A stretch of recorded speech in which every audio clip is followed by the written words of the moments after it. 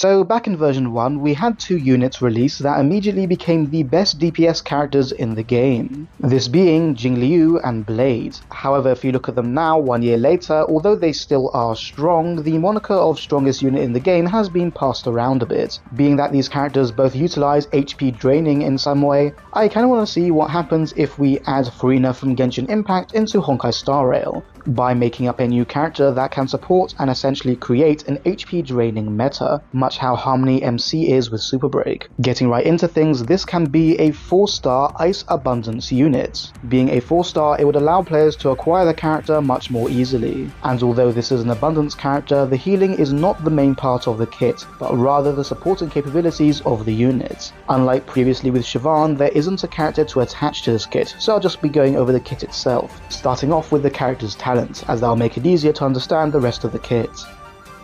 This character records all HP changes made by all allies. Up to a maximum of 200% this character's max HP. While the unit is on the field, all allies deal 0.05% bonus damage for every 10 HP in the record. The record resets upon activating an ultimate. HP changes made during the ultimate count towards the next record. You can think of this as a passive version of Furina's fanfare stacks. As long as the character's HP are going up and down, they'll deal more damage. The HP changes doesn't even have to be self-inflicted, it will include damage taken from enemies. Assuming this character, when fully built, will have about 7,500 HP, while this character is on the field and the record is fully maxed out, all units will have a 75% damage bonus. But technically, as long as you can get more HP, the damage bonus will grow as well. While this is a lot, characters like Jingliu and Blade probably need it. Of course, you don't have to use those specific characters, you can use regular characters as well. It will just take you a lot longer to get the full damage bonus, as you'll be relying on enemies to deal damage to you instead. The record will also be set back to 0 when using an ultimate, meaning you lose your entire damage bonus. But being that this character's ultimate heals you, you'll automatically get back some of your damage bonus. So you have to decide if you want to keep your damage bonus up for longer or if you need your healing. This character's basic attack is just a regular basic attack, there's nothing really special about it.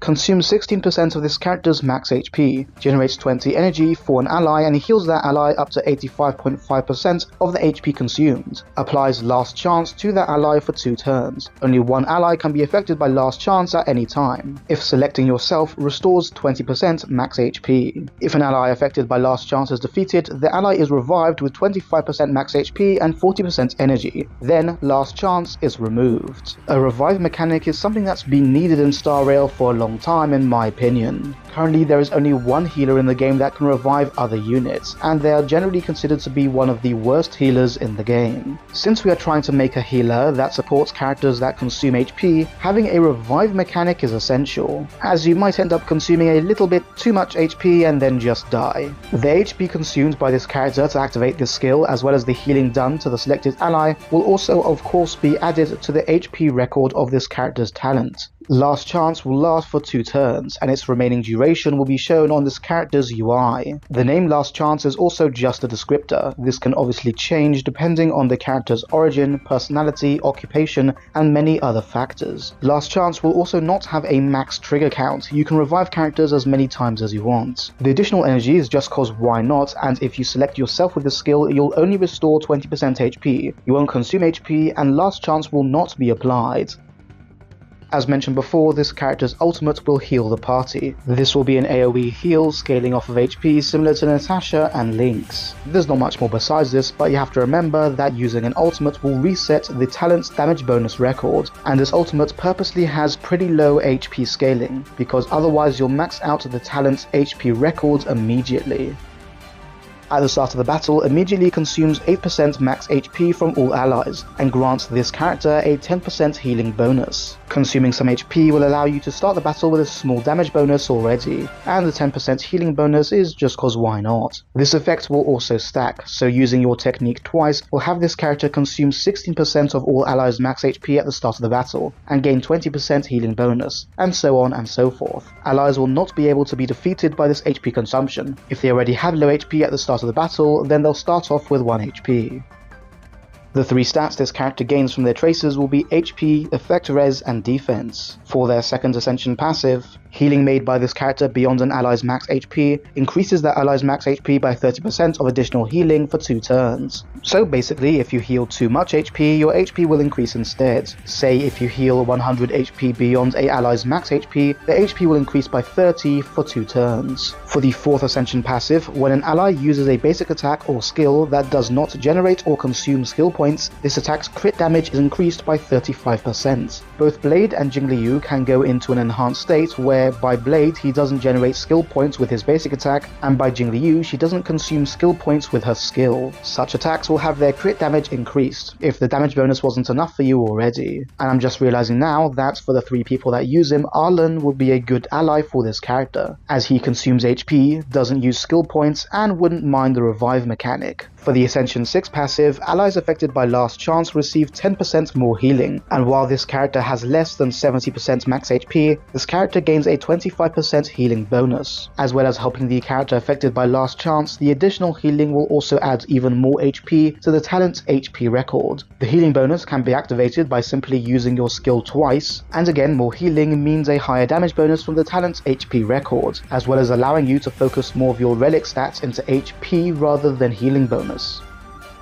For their E1, their ultimate will now remove 1 debuff from all allies. As well as being able to revive as many times as you want, this character having a cleanse automatically makes them infinitely more better than Bailu. Although Bailu can heal a lot, her random healing and lack of cleanse makes her not that great in current scenarios. So giving a cleanse to this character is very important, even if it has to be an Eidolon. For E2, while a character is affected by Last Chance, the damage bonus they gain from this character's talent is increased by an additional 0.01% for every 10 HP in the record. Using the example from earlier where this character has 7,500 HP, a character affected by Last Chance will now gain a 90% damage bonus instead of the regular 75%. E3 will increase basic attack and skill level. For E4, while ultimate is fully charged, for every action this character takes before using an ultimate, restores 3 energy after the ultimate is used. Up to a maximum of 15 energy can be gained this way. Because you'll naturally want to keep your damage bonus up for longer, you'll probably hold off using your ultimate for quite a while. So for every turn your ultimate is ready and you don't use it, you'll gain some energy, but only for the first 5 turns. E5 will increase ultimate and talent level, and finally E6 will increase the talent record to 250% max HP, instead of the regular 200%. This will obviously increase the maximum damage bonus you can obtain, but it will take longer to get there. At base, with the 7,500 HP example, allies will now be gaining 93.75% damage bonus, and with this character's E2, an ally affected by Last Chance will have this damage bonus increased to 112.5%. This is quite a lot, and some might say way too much, but you have to remember, damage amp wise, this is the only thing this character is contributing. There's no other attack boost, speed boost, or any other damage modifier. As long as you don't have another character providing a basic damage bonus on the team, then you should be fine. Additionally, this isn't just about buffing Jingliu and Blade, this is about showing how these mechanics can be used to make a new meta. As we have seen with Harmony MC and Super Break, having a single support character that does something completely outrageous can shape the game to their will for a very long time, and that's what I'm trying to do here.